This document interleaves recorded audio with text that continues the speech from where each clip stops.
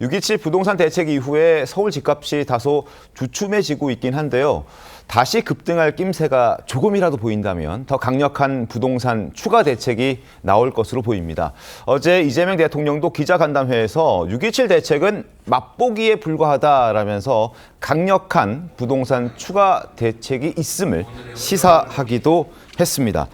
그런데 이 장면 어디서 많이 본 것 같지 않습니까? 바로 문재인 전 대통령도 2017년이었습니다. 취임 100일 첫 기자회견에서 비슷한 말을 했습니다. 두 장면 같이 보겠습니다. 이번에 대출 규제는 맛배기 정도에 불과하죠. 부동산 관련된 정책이 많아요. 좀 전체 흐름을 좀 바꿀까 해요. 수요 억제책은 아직도 엄청나게 많이 남아있다. 이건 맛배기 정도다. 이렇게 제가 말씀을 드리고요. 부동산 가격을 충분히 잡을 수 있을 것이라고 확신합니다. 또 다시 오르는 기미가 보인다면 또 정부는 더 강력한 대책도 주머니 속에 많이 넣어두고 있다라는 말씀도 드립니다. 비슷하죠? 28차례나 대책을 내놓을 만큼 부동산 잡기에 여념이 없었던 문재인 전 대통령도 첫 기자회견에서는 부동산은 확실히 잡을 수 있다라면서 강한 자신감을 내비쳤었습니다. 적어도 부동산만큼은 문재인 정부의 실패를 답습하지 않겠다고 했던 이재명 대통령이었는데 첫 기자회견에서의 발언은 부동산으로 돈을 버는 것을 죄악시하던 문재인 정권과 놀라울 정도로 비슷한 것 아닌가라는 지적도 나오고 있습니다. 최병희 의원 어떻게 보셨습니까? 사실 부동산 잡는 게 굉장히 어렵다 이렇게 많이 얘기를 하죠. 네. 그런데 묘하게도 물론 다른 요인도 있습니다만은 이명박 정부나 아니면 박근혜 정부나 또 최근에 윤석열 정부의 경우에도 부동산이 잡혔어요. 네. 그게 글로벌 금융위기나 이런 거 저런 거 다른 요인이 있다고도 얘기를 하는 사람들이 있지만 네. 어쨌든 결과를 보면 부동산 인상률이라는 게 잡혔거든요. 네. 자, 그런데 노무현 정부, 그다음에 문재인 정부 안 잡혔어요. 근데 이재명 정부는 지금 출범한 지 한 달. 근데 출범하기 전부터 부동산이 들썩였어요. 움직임이 있었죠. 그건 왜 그러냐면 우리가 흔히 왜 진보 정부, 보수 정부 얘기하잖아요. 네. 그때 이제 전체적인 흐름을 보면 진보 정부에서는 수요 억제를 치중을 했고 보수 정부에서는 대개 공급 확대를 했단 말이죠. 맞습니다. 그러면 공급 확대를 얘기하는 부동산 정책 당국자들이 있을 때는 값이 떨어지고 수요 억제를 했을 때는 값이 올랐다는 게 일반적인 경향이에요. 그러면 지금도 이재명 정부의 부동산 정책 결정자들이 네. 대부분 다 문재인 정부나 아니면 노무현 정부 때를 답습하고 있단 말이죠. 그렇죠. 그러면 결국 그 사람들이 내놓을 거는 수요 억제. 이번에 투기 6억 주담대 억제도 결국 수요 억제 아니겠습니까? 맞습니다. 그랬을 때 과연 시장에서 노무현 정부나 문재인 정부하고 크게 다르지 않은 사람들이 또 하네? 저는 이런 메시지를 주었기 때문에 이번에 부동산이 오르고 있는 것이다라고 비교적 정치적으로 보는 입장이기 때문에 네. 지금과 같은 상황에서는 아마 추가 대책이 또 계속 나와야 하지 않을까. 별로 그렇게 밝게 전망을 보지 않습니다. 문재인 정권 때와는 확실하게 다른 모습을 보여주겠다라고 했던 이재명 대통령인데 적어도 어제 기자회견에서 했던 발언은 8년 전이군요. 2017년이니까요. 문재인 전 대통령이 100일 기념 기자회견 때 했던 발언과 싱크로율이 거의 100%에 가깝습니다. 이걸 어떻게 봐야 될까요? 조규 변호사는 어떻게 보셨습니까? 당연히 대통령으로서는 시장에 어떤 확실한 메시지를 던질 필요가 있는 거고 그 내용이 다를 수는 없죠. 그러니까 네. 메시지 그 자체가 다를 수는 없는데 실제 대책은 확연히 다릅니다. 그러니까 비슷한 것 같지만 수요 억제를 하는 방식은 이제 대출 규제가 있고 네. 세금을 통한 압박이 있고 네. 이제 장기적으로는 이제 공급을 통해서 이걸 선순환시키는 이런 대책이 순차적으로 진행이 되는데 이번에 첫 대책으로 나온 대출 규제는 그 어떤 정부에서도 하지 않았던 가장 강력한 규제입니다. 고강도 대책이었습니다. 그렇죠. 그러니까 실제 대출을 통해서 집을 사게 되는 추가 매수세를 꺾을 수 있을 정도의 강력한 대책이기 때문에 일차적 효과가 나타나고 있는 거 아니겠습니까? 네네. 근데 이걸로도 안 된다고 하면 네. 이게 추가적인 수요 억제책도 있다는 것이고 그거는 이미 이 강력한 대출 규제 대책이 있기 때문에 다른 방식으로 하는 지난 정권과 똑같은 방식으로 계속 이거 막으면 뭐 풍선으로 다른 곳에 터지고 이런 정도의 대책은 아닐 것이다. 그러니까 시장의 전 정권과는 다르다는 메시지. 그러니까 이 집값은 잡을 수 있다. 투기성 수요는 억제하겠다는 메시지 내용은 같지만 네. 실제 준비하고 있는 대책, 실제 실행한 대책은 확실히 다르다는 측면에서 시장도 지난 문재인 정부 때처럼 그렇게 반응하지는 않을 것 같습니다.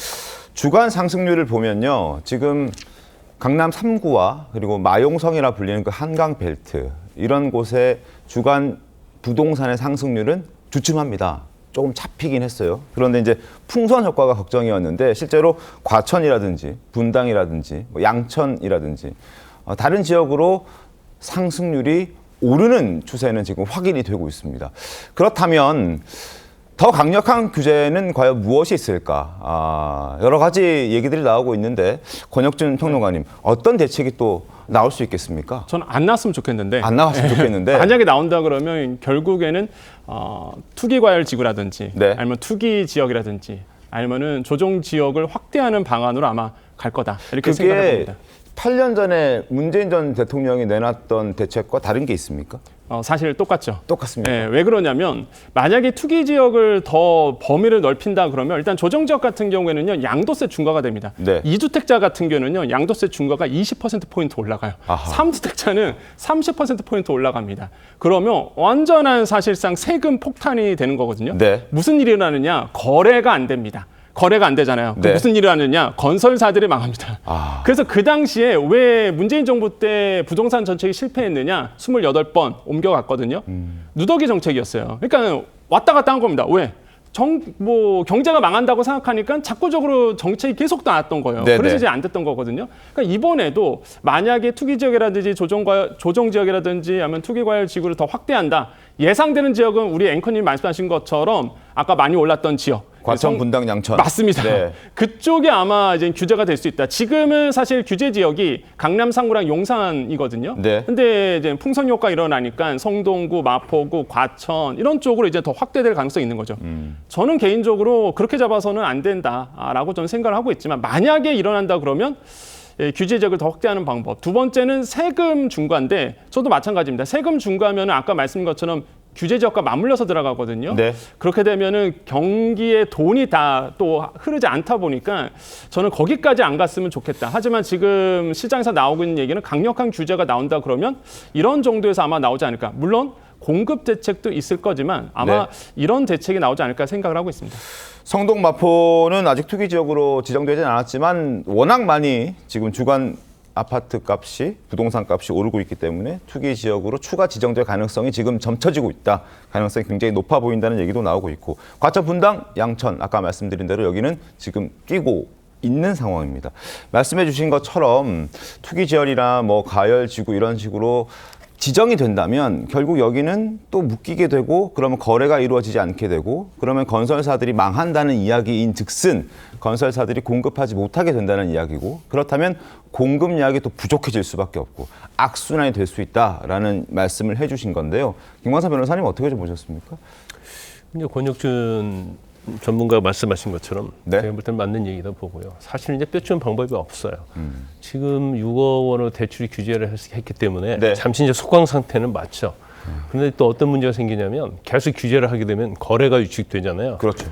그러면 그 전에 예를 들어서 한 50건 거래됐어요. 그런데 이제 한두 건밖에 거래가 안 된다고 하면 한두 건을 거래한 사람들은 현금 부자단 말이에요. 그러면 그 사람들은 만약에 30억짜리 아파트가 있다고 한다면 35억 주고도 살 수 있는 거예요. 네. 그러면 5억이 어떻게 보면 고가의 거래가 돼버리면 이거 부동산이 굉장히 이제 폭등했다는 또 이미지를 주는 거거든요. 네. 근데 그러다 보면 이런 것들이 계속 반복돼요. 그러면 결과적으로 이제 자본주의 사회는 이제 공급과 수요인데 지금 문재인 정부 때도 마찬가지고 뭐 세금이랄지 대출 규제로 이 부동산을 잡겠다는 것이 제가 볼 때는 불가능하다고 보거든요. 그러면 이제 공급 대책인데 이제 공급 대책도 사실은 어려운 측면이 있죠. 왜냐하면 윤석열 정부 때도 뭐 3기 신도시 얘기하고 그랬지만 네. 시간이 많이 걸려요. 오래 걸리죠. 더군다나 또 그게 사실은 아파트의 어떠한 폭등을 주도하는 것이 주로 강남 3구, 마용성 이런 지역인데 네. 근데 이쪽에 살고 싶은 사람들이 많단 말이야. 그것도 새 아파트에. 그러면 여기에서 어떻게 재개발할지 재건축할지 이런 공급이 어떻게 원활하게 이루어지냐 수요에 맞춰야 하는데 그거 굉장히 어렵죠. 그래서 제가 볼 때는 뭐 어제 이재명 대통령이 자신감을 보였지만 네. 그건 쉽지 않다. 그리고 사실은 지금 굉장히 자재값 많이 올랐잖아요. 네. 인플레이션 굉장히 많이 있단 말이에요. 그러면 결과적으로 이렇게 아파트 오르고 세금으로 잡으면 아파트 분양해도 분양이 또 안 돼요. 그럼 또 건설 경기 죽잖아요. 그래서 이게 제가 볼 때는 이재명 정부의 가장 큰 난제가 네. 제가 볼 때는 이 부동산이다 이렇게 봅니다. 결국 부동산이 될 것이다. 자, 부동산만큼은 잘할 수 있다라고 얘기했던 문재인 전 대통령도 부동산은 잡지 못했는데 이것과 차별화를 두겠다, 답습하지 않겠다라고 얘기했던 이재명 대통령 역시 기자회견에서 8년 전 문 전 대통령 발언과 거의 비슷한 발언을 했고 추가 대책, 예상되는 추가 대책 역시 크게 다르지 않을 거라는 전문가들의 전망도 나오고 있습니다.